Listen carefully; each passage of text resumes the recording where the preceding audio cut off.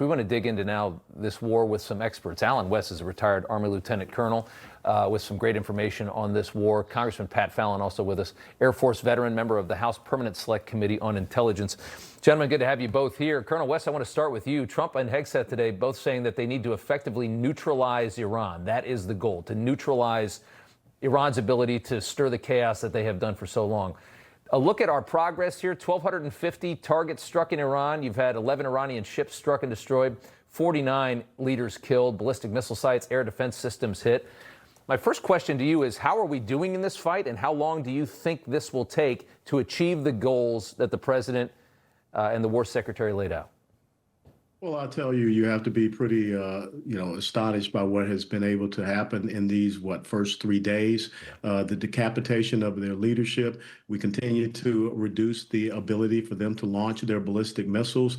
And of course, when you have complete air dominance over Iran, that means that anytime they fire a ballistic missile, we can easily come vector in an aircraft and take out that launcher. And that was another one of the reasons why we saw those B-2 bombers come from the United States, was to take out some of those underground stockpiles.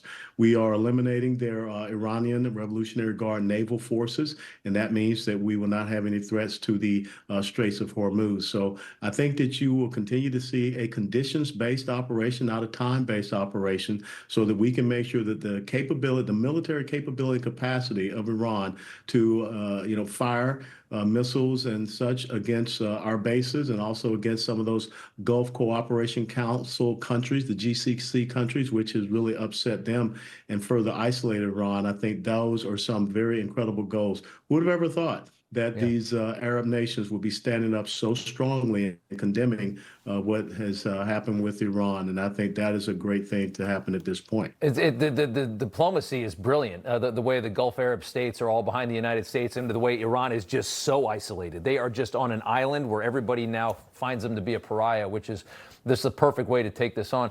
Congressman, I guess my question for you is that, right now, Iran is just shooting off chaos every which direction it can find, and so is Hezbollah.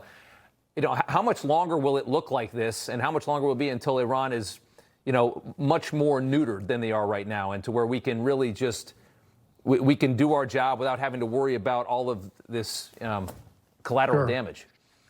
Well, Rob, it seems like they have no rhyme or reason for their strategy right now because of the decapitation that the Colonel talked about. When 49 of their top leaders have been taken out, they're seemingly just shooting off willy-nilly, and they're helping us strategically with their tactical actions. They are compelling. They're taking their Gulf neighbors and throwing them into our arms, and those Gulf states are very angry. It's another thing to point out too, Rob, is have we taken any hostile action in Venezuela after we nabbed Maduro?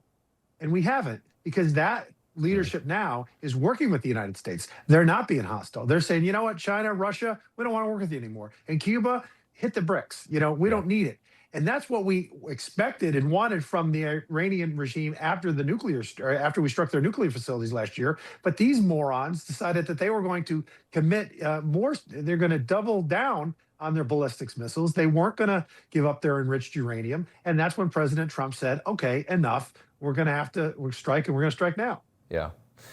Colonel West, one final question. The Hegseth today really pushed back forcefully on the idea of regime change and another long, drawn-out war. He doesn't want to be associated with anything like that. What's your prediction, and do you think that, is there a risk for the administration that this thing do they lose control, that they could potentially lose control, and it could become a serious liability? I don't think it will become a serious liability. A lot of people are saying that about Venezuela, and so far things are going quite well. One of the important geopolitical things that is happening, and you kind of alluded to in your monologue, is that we're peeling back another layer of the onion of the 21st century axis of evil. We've gotten Venezuela out of the way. And remember, there are direct flights between Tehran, Iran, and Venezuela back when Mahmoud Ahmadinejad and Hugo Chavez were in power. So I think that this is not going to be like Iraq. Iraq. I served in Iraq. I was in Afghanistan also for 2.5 years. We're not talking about nation building. We're not talking about going in there and creating some democratic institutions. We're talking about setting the conditions, which is what my dear friend Pat Fallon talked about, so that the Iranian people can determine their future. And I think that that's what you are seeing them plan. But they cannot have a future unless you get rid of that capability, capacity for the Iranian regime to inflict harm. And that means we cannot have any more mullahs, ayatollahs, or hardliners in the lead of that country. I got to leave it there, guys. Alan West, Colonel, thank you so much. Congressman Pat Fallon, good to see you too. Thanks, guys. You know, everybody's reporting the same stories, the same spin. You turn the channel, it's always the same. But not us. We're different. We report the real news. No spin, just the facts. Turn to us, and you won't turn back. Tune in to Rob Schmitt tonight on Newsmax.